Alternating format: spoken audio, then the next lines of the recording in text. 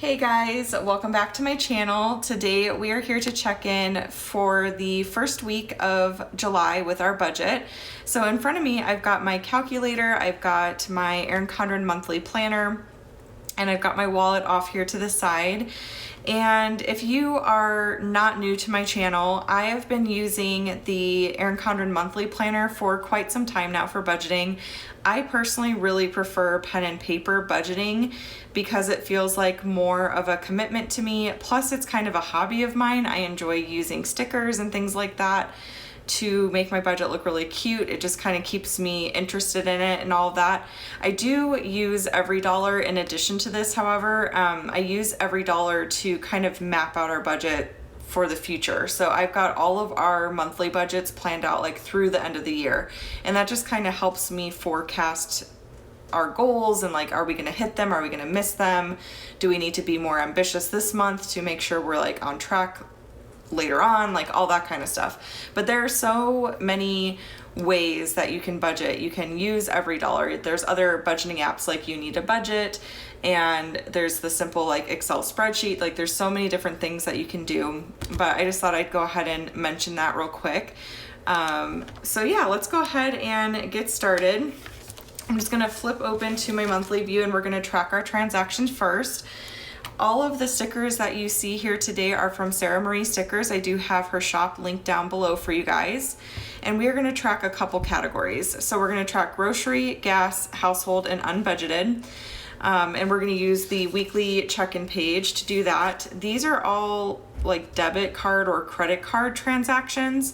I don't track our cash categories because I can just open up my wallet and kind of see where we're at. So the first thing we'll track is grocery, and we had a couple grocery transactions this past week. So we went to Fry's and did grocery pickup there. That was a big haul. And then we got a couple things at Costco. I had to get my like protein shakes I use for my coffee, and my husband wanted to get like cashews and things like that. So it was a little bit of a pricier haul, but we spent $174.73 in this past week. So $174.73, and we budgeted a total of $800 for the month of July. Our grocery budget did go up because, and I explained this in my last video, my like monthly budget video. It went up because my husband's been working out a lot, trying to gain muscle and things like that, and we've just been eating just a lot more expensive foods like avocados and nuts and protein powders and just things like that. So we decided to up that a bit. And the whole idea is that if our grocery budget goes up, our eating out budget needs to go down. And eating out in general is just not like the healthiest thing. There are definitely healthy restaurants out there, but I personally just like the idea of like eating more at home and kind of controlling more what's like in our food and all that kind of stuff. And I've just discovered like, I don't know, like eating out, it's fun and everything like that, but like I feel like sometimes we can make better food at home. So yeah, anyways, so our grocery budget went up, eating out is going down. It was up this month because of the move, and we knew we were gonna be eating out more while we were moving and stuff like that, but it'll go back down in August. So anyways, there's that. And then we still got 4 weeks left in the month, so that gives us $156.32 basically per week, which is definitely doable. So there's that. And then for gas, we did fill up both cars due to all of the driving we were doing. So we had 42.01 and 41.75. So we spent $83.76. 83.76.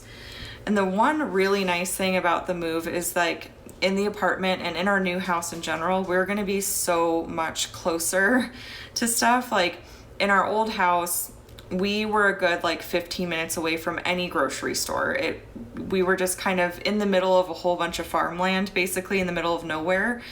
And now we're a lot closer to like shopping and grocery stores. Like literally I can walk across the street and go to a grocery store, which is amazing. So gas is going to probably go down for that reason, which is nice. My husband's commute is still pretty lengthy. It's usually like 25 to 30 minutes, something like that. But it's not like really an increase too drastically from what he was doing before, maybe an additional 5 minutes. But we're hoping he can transfer to a new store very soon that would literally be like a bike ride away for him. So anyway, so hopefully that'll happen in the near future. The store is not open yet, but once it opens, like he could potentially transfer. So anyways, just a little side note there. So gas, we budgeted $2.50. Yes, $2.50. So we have $166.24 remaining, and we don't really budget per week for gas. Household, the only thing I've purchased, I believe this month, was blackout curtains for our daughter's room in the apartment because the blinds here do not block out any light, and our 9-month-old will not sleep if she's not in like a pitch black room. And in Arizona right now, it is still light outside by like 8 p.m. So we did get that. So that was $52.03. And we budgeted $100 for household. $52.03. Oops. $52.03. So we have $47.97 remaining. And that's another category that we don't really track per week. Unbudgeted, we had one expense for our wire. So we received our equity from the sale of our home, which is what you see in green here. And then there was a fee for the direct wire, and that was $15, which I did not really know about, but so yeah, $15.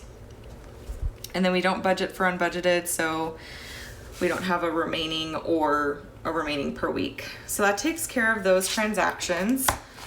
And then the next thing I want to do is just check our cash. So I filled this up pretty recently. I'm not expecting that it's going to be like changed much, but we still have $3 in eating out, which is nothing. And then entertainment, my husband did go and play golf. He's going to go again tomorrow too, so he's probably going to take some money out of this, but we have 20, 40, 60, 65, 70, 75, and 80 remaining. I think he just went to, I don't even know what it's called, the driving range or something last night, and then tomorrow morning he gets to go with some friends and hang out and play golf. So, and then I've got 60 in pocket money still, so I haven't spent any of that quite yet. And we still have $60 in diapers, which I don't know that we're gonna need to buy diapers this month, but we'll just let that, you know, roll over into the next month. So that takes care of our cash. And then the next thing we'll do is we'll check in with our paycheck budget. So we've got here, let's see, our checking account, which I might need to find like a different way to do this because this is always just the same, you know. Miscellaneous is really the only thing that changes, but miscellaneous, I did, when I originally put this together, I did not count the equity, and obviously that did come in. I don't really count things until it actually like hits our account. So it was 570, 80,000, 570, 85, which was obviously quite a bit more than what we were expecting. But that money will only be there temporarily. We're gonna put 20% down on our new house, and then I did already purchase some things for a business I'm planning on opening later this year, and we're gonna use some of that money for like furniture. We need to get a new washer and dryer, things like that. So that money's gonna be gone pretty quick. We also did fund our emergency fund in full, which our emergency fund right now is more of like a starter emergency fund. It's a 3-month emergency fund. We definitely want to build that up to like even a year. That would be amazing. So our whole thought process is we'll start with 3 months, and then we'll just consistently add like a couple $100 every single month to that account, and then just let it build and build over time. So that's what we're planning to do with the emergency fund. Okay, so let's see. So our actual income for the week, calculate that real quick. 80, 570, 85 was 85,900. Is that right? Yeah, $991.33. And then this was over by 80, 570, 85. So that takes care of the income portion. And then as far as all of our expenses and things like that are concerned, so rent and our deposit went through on the 3rd when we moved in, and that was as expected. So that was $2,071.54. Southwest Gas has not come out yet, so I'm not really sure how I want to track that. I think I'll just probably have to, yeah, and I don't even know if it's going to be coming out because we canceled Southwest Gas, so I don't really know how that's going to work. I'm just going to put 0 for now, and then since the week's like technically over, I'm filming this Thursday night, and then if we need to add it as like even an unbudgeted expense, even though technically it's not really unbudgeted, we'll just do that in future weeks. I think that's what I'm going to do because I just don't really know what to expect there. So there's that. And then the numbers that you see here, this is money that we're setting aside for the entire month. So from this like first paycheck or first week of July, we're setting aside the whole $800 for groceries, and we're setting aside the whole $250 for gas, and the whole $100 for household, and we took out all of our cash and all that kind of stuff. So all these amounts are going to be exactly as expected. So that makes that really super easy. And I went and took out all the cash already. And then 120. And then we did put 15,000 in our emergency fund. So I'm gonna track that. And then unbudgeted,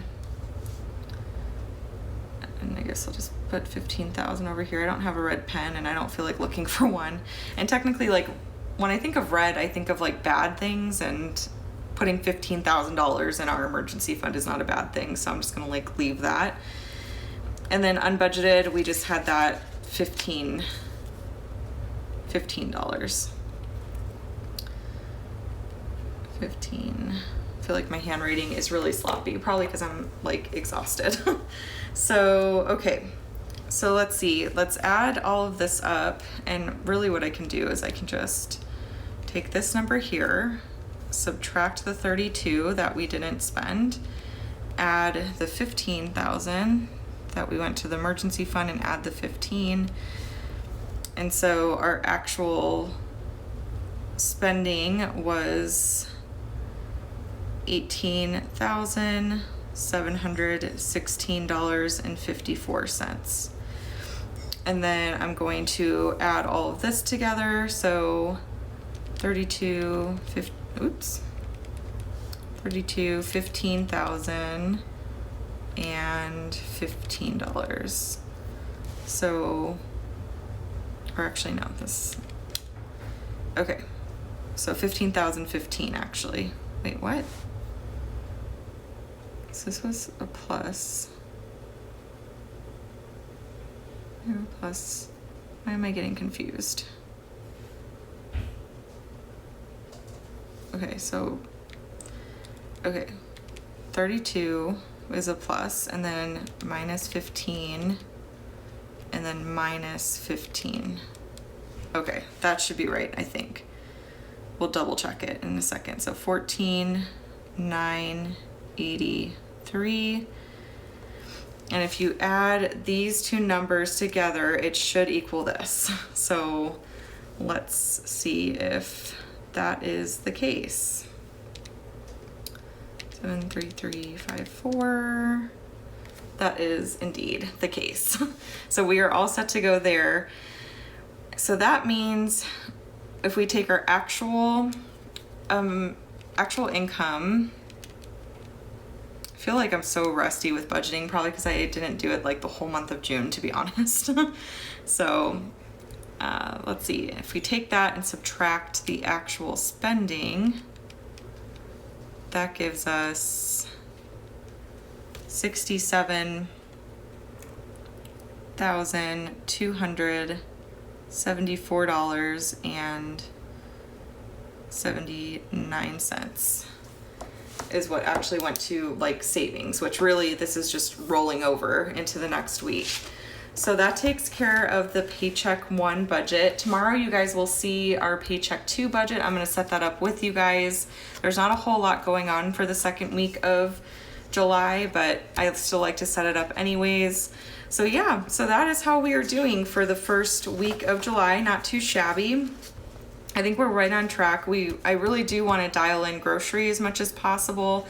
If I can lower it back down and get super creative, like I've been thinking about this a lot lately, like just keeping meals like simple and basic and like as cheap as possible, and just making meals that create leftovers and things like that. Like I've seen so many really awesome people here on YouTube, like I think her name's Brittany from Pennies into Pearls, or Pennies from Pearls, or something like that.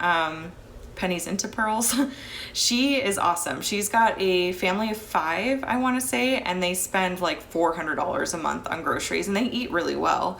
So I feel like it's doable to get our grocery budget down, and I definitely want to like really work on that. And I feel like being in the apartment is actually a really great opportunity to sort of work on that, because I think where we get ourselves into trouble is we like stock up way too much on stuff. And I think it's good to have a stock of certain things on hand, but like it's, in my opinion, excessive. Like I know some people do have like emergency preparedness and things like that, and I think that's a wise and smart idea and all of that kind of stuff. But ours isn't really that. It's more of like, let's just buy things in bulk that we use all the time, and we end up spending just like way too much money that way. And it makes sense for certain things like eggs. We use the whole 60 eggs that we buy within 2 or 3 weeks. Like our family eats a lot of eggs. We use the giant thing of almond milk within a week, but like I just feel like, or not within a week, within like a month.